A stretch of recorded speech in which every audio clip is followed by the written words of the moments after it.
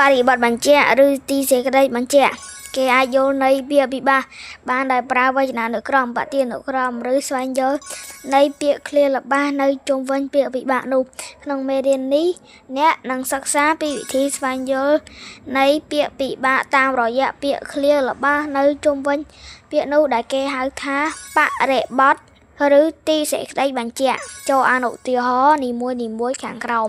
1. សហគមន៍នេះប្រកបរបរសិប្បកម្មមានត្បាញក្រមាហូលផាមួងតាសៅខំផលិតនេសាទទុបករដូចជាទ្រូលបព្រួលឈ្នាងអង្រុត 3. ជនសុចរិតគឺជាជនរកស៊ីត្រឹមត្រូវមិនបំបត្តិកេងបន្លំឬធ្វើអ្វីខុសច្បាប់ 4. ប្រជាជនភូមិនេះសម្បូរអក្ខរជនព្រោះពួកគេភាគច្រើនបានទៅរៀនសូត្រ 5. នគរបាលតាមដានចោរកម្មនិងបង្ក្រាបអំពើលួចប្លន់ទាំងនោះ 6. ពូខ្ញុំលក់តុទូកៅអីគ្រឿងសង្ហារិមទាំងនោះធ្វើពីឈើប្រណិត